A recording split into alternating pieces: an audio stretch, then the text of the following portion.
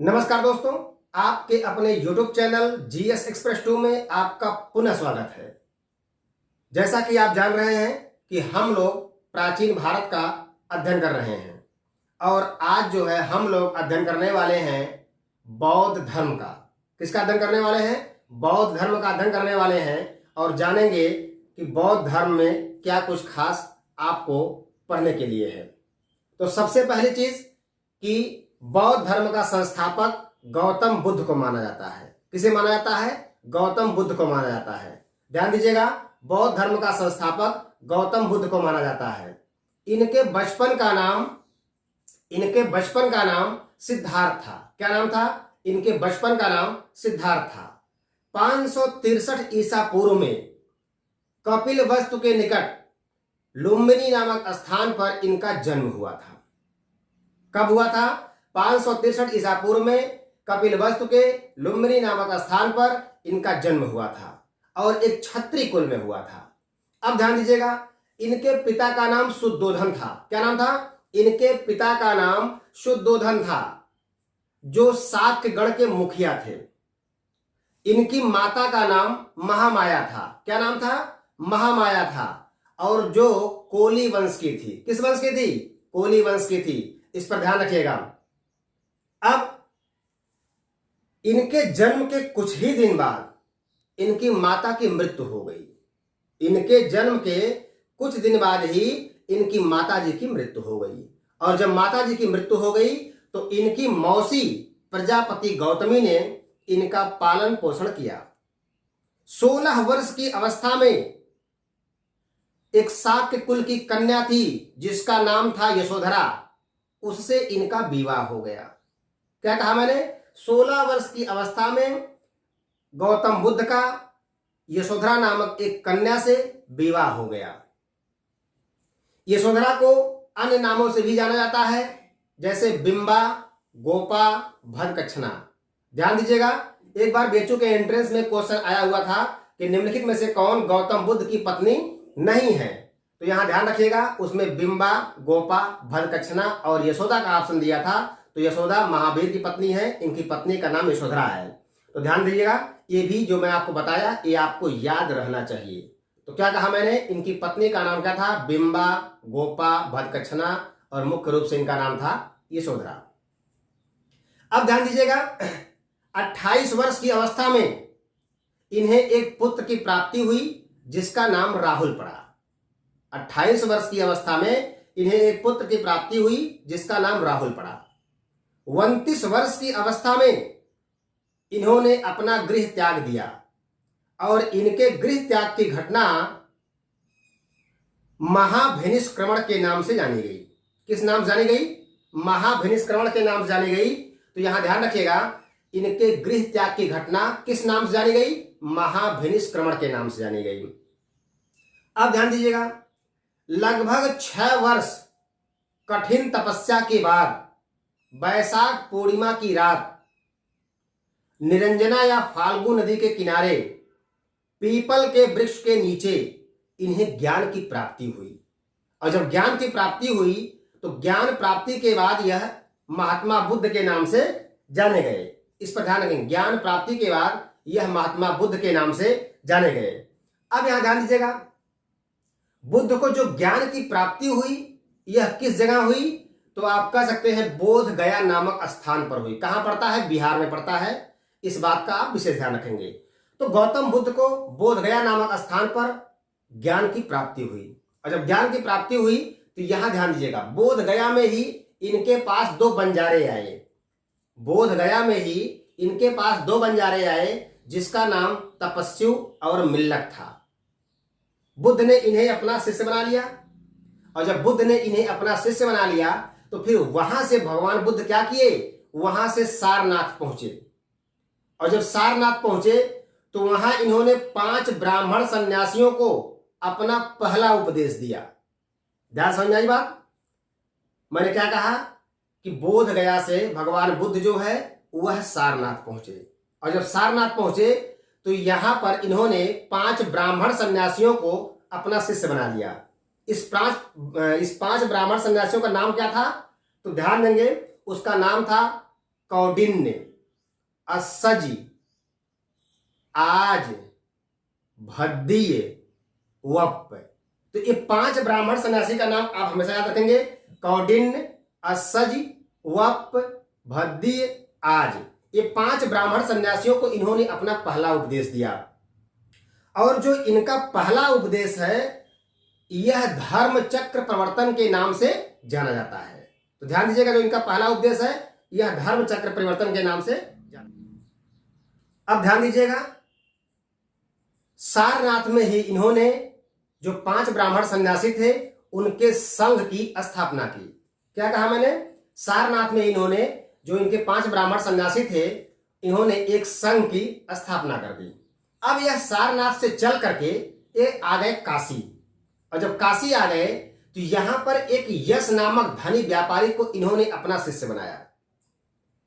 अब उसके बाद इस प्रकार से भ्रमण करते हुए राजगृह पहुंचे। और जब राजगृह पहुंचे तो वहां के सम्राट बिंबिसार ने इनका स्वागत किया और इन्हें दान में जो है बेणुवन विहार दे दिया। ध्यान रखिएगा, यहां के सम्राट बिंबिसार ने इनका स्वागत किया और इन्हें दान में बेणुवन विहार दे दिया। अब आगे देखेंगे आप कि राजगृह में ही इन्होंने सरिपुत्र, मोदगलायन, उपाली और कह सकते हैं आप अभय आदि को अपना शिष्य बनाया। ये सारे लोग उनके शिष्य बन गए। अब ध्यान रखिएगा, और यहां से चल करके ये लुम्बिनी आए। और जब यहां से चल करके ये लुम्बिनी आए, अपने गांव पहुंचे तो इनका चचेरा भाई इनका शिष्य बन गया। इनका चचेरा भाई देवदत्त इनका शिष्य बन गया। और यहीं पर जो है इनकी मौसी प्रजापति गौतमी ने बौद्ध धर्म में शामिल होने की अपनी इच्छा व्यक्त की। और जब इच्छा व्यक्त की तो बुद्ध भगवान ने क्या किया? इनको इनकार दिया कि नहीं, इसमें स्त्री का कोई प्रवेश अभी नहीं संभव है। अब ध्यान दीजिएगा, और यहां से ये चले गए वैशाली। और जब वैशाली पहुंचे तो फिर धीरे धीरे इनके पीछे पीछे जो है इनकी मौसी वैशाली पहुंच गई। और जब वैशाली पहुंच गई तो वहां पर आनंद, इन जो इनके शिष्य थे उनके कहने पर या उनके रिक्वेस्ट करने पर पहली बार जो है प्रजापति गौतमी को बौद्ध संघ में शामिल कर लिया गया।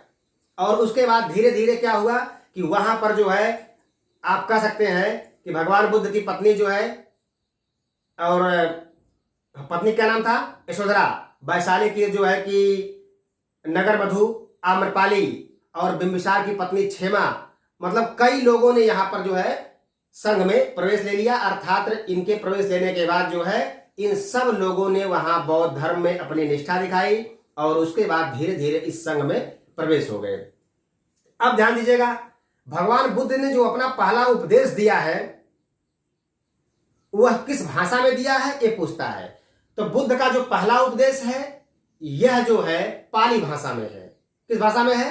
पाली भाषा में है। जब हम महावीर को पढ़ेंगे तो यहां कहेंगे इन्होंने अपना उपदेश प्राकृत भाषा दिया।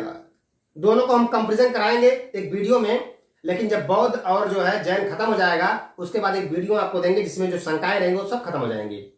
तो यहां ध्यान दीजिएगा, इन्होंने अपना जो उपदेश दिया वो पाली भाषा में दिया। अब क्वेश्चन पूछेगा कि इन्होंने सर्वाधिक उपदेश कहां दिया? तो आप कह सकते हैं कि इन्होंने सर्वाधिक उपदेश कौशल राज्य की राजधानी श्रावस्ती में दिया। आप ध्यान देंगे, जीवन के अंतिम वर्ष में यह अपने शिष्य चुंद के यहां, ठीक है, पावा पहुंचे। और जब पावा पहुंचे तो वहां पर सुगर मादगव भोजन सामग्री खाने से इन्हें अतिसार हो गया और अतिसार से पीड़ित हो गए। उसके बाद यह पावा से कुशीनगर पहुंचे। और जब कुशीनगर पहुंचे तो यहीं पर क्या हुआ, इन्होंने सुभद्र को अंतिम उपदेश दिया। किसको? सुभद्र को। क्वेश्चन पूछता है गौतम बुद्ध ने अपना पहला अंतिम उपदेश किसे दिया? तो भाई पहला उपदेश पूछेगा तो 5 ब्राह्मण सन्यासियों को सारनाथ में दिया। नाम मैंने बताया, कौंडिन्य, अस्सज, वप, भद्दी और आज। ये जो है 5 ब्राह्मण सन्यासियों को पहले उपदेश दिया। अंतिम उपदेश किसे दिया? तो अंतिम उपदेश अपने शिष्य सुभद्र को इन्होंने दिया। किसको? सुभद्र को दिया। अब ध्यान दीजिएगा, 483 ईसा पूर्व में 80 वर्ष की अवस्था में महात्मा बुद्ध की कुशीनगर में मृत्यु हो गई। अब मृत्यु हो गई तो इस पर ध्यान रखिएगा, महात्मा बुद्ध को शाक्य मुनि, लाइट ऑफ एशिया आदि के नाम से जाना जाता है। अब हम आते हैं बौद्ध धर्म के सिद्धांत पर। तो ध्यान दीजिएगा, जो बौद्ध धर्म का सिद्धांत है यह 4 भागों में बटा हुआ है। कौन सा है? पहला है दुख, दूसरा है दुख समुदय, और तीसरा है दुख निरोध, और चौथा है दुख निरोध गामिनी। क्या कहा मैंने? जो बौद्ध धर्म के सिद्धांत अगर पूछेगा निम्नलिखित में से कौन बौद्ध धर्म के सिद्धांत के अंतर्गत नहीं आता है, तो इन चारों के अलावा जो रहेगा वो नहीं आएगा। ध्यान दीजिएगा, क्या मैंने कहा? जो बौद्ध धर्म के सिद्धांत हैं उसमें 4 पॉइंट आपको याद रखना है। पहला दुख, दुख समुदय, दुख निरोध और दुख निरोध गामिनी। तो यह 4 चीज आपको हमेशा याद रखना है। अब ध्यान दीजिएगा, अगर आपसे पूछे कि बौद्ध धर्म के त्रिरत्न कौन से हैं, तो बौद्ध धर्म के त्रिरत्न कौन से हैं? बुद्धम धम्मम संघम। ठीक है, बुद्धम धम्मम संघम। अक्सर कंफ्यूजन होता है जब आता है सम्यक ज्ञान, सम्यक दर्शन, सम्यक आचरण, है ना। और तो उसके बाद एक किसके हैं? यह जैन धर्म के त्रिरत्न है। और बुद्ध, ठीक है, बौद्ध धर्म के त्रिरत्न कौन से हैं? बुद्धम धम्मम संघम। अब हम आते हैं बौद्ध धर्म के अष्टांगिक मार्ग को। इससे एक बार यूपीएसआई में जो पिछला यूपीएसआई क्वेश्चन हुआ था पेपर, उसमें पूछा गया था कि निम्नलिखित में से कौन बौद्ध धर्म का अष्टांगिक मार्ग नहीं है। तो अक्सर लोग इसको छोड़ देते हैं। आप थोड़ा सा फोकस करिएगा इस पर, ध्यान दीजिएगा। जो बौद्ध धर्म के अष्टांगिक मार्ग हैं कौन कौन से हैं उस पर क्या करिएगा। पहला आपका है सम्यक दृष्टि। क्या है? सम्यक दृष्टि। दूसरा आपका है सम्यक संकल्प। तीसरा आपका है सम्यक वाक। चौथा आपका है सम्यक कर्मांत।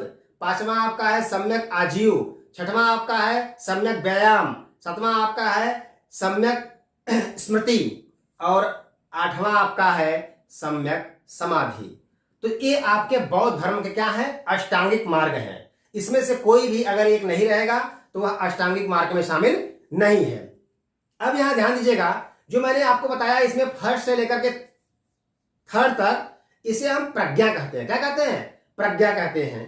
और जो आपका 4 से लेकर के 8 तक है, सॉरी 4 से लेकर के 6 तक है, इसे हम सील कहते हैं। क्या कहते हैं? बौद्ध धर्म में इसे सील कहते हैं। और जो 7वां और 8वां है इसे हम समाधि ही कहते हैं। तो इस तरह से ये जो 8 अष्टांगिक मार्ग हैं इनको 3 पार्टों में बांटा गया है, जिसमें प्रज्ञा के अंतर्गत फर्स्ट और थर्ड को रखा गया है, अर्थात सम्यक दृष्टि, सम्यक संकल्प और सम्यक वाक, यह प्रज्ञा के अंतर्गत आते हैं। और सील के अंतर्गत सम्यक कर्मांत और सम्यक आजीव, यह सील के अंतर्गत आते हैं। और जो समाधि है इसके अंदर दोनों सम्यक स्मृति और सम्यक समाधि, ये दोनों आते हैं। अब हम आते हैं बौद्ध संगीतियों पर। तो ध्यान दीजिएगा, 4 बौद्ध संगीतियों को आपको पढ़ना है, जो एकदम इजी तरीके से बता रहा हूं, इसी तरह से आप इसको याद कर लीजिए। पहली बौद्ध संगीति का जो ट्रिक है वह है राजा महाराजा अजय हैं। ठीक है, कौन महाराजा है? अजय हैं। तो उस पर ध्यान रखिएगा। इससे क्या आपको समझ में आएगा कि पहली बौद्ध संगीति जो है वह 483 ईसा पूर्व में हुई। कहां हुई? राजा मतलब राजगृह में, महाराजा मतलब महाकश्यप की अध्यक्षता में, अजय इसका मतलब अज लेंगे वहां से कि अजात शत्रु के शासनकाल में। तो उम्मीद है कि पहली बौद्ध संगीति आपको समझ में आ गई होगी। क्या है? 483 ईसा पूर्व में राजगृह के सप्तपर्णी गुफा में, महाकश्यप की अध्यक्षता में, अजात शत्रु के शासनकाल में पहली बौद्ध संगीति का आयोजन हुआ था। अब दूसरे पे आते हैं। दूसरे ट्रिक क्या है? वेश्या सबका काल है। सन तो आपको याद करना पड़ेगा। फिर उसके बाद 100 साल पीछे आइए। कहने का मतलब कि वो 483 में हुई थी, अब आएंगे 383 में। तो 383 में द्वितीय बौद्ध संगीति का आयोजन हुआ। कहां हुआ भैया? वेश्या सबका काल है, ट्रिक है। तो इसका मतलब वैशाली में हुआ।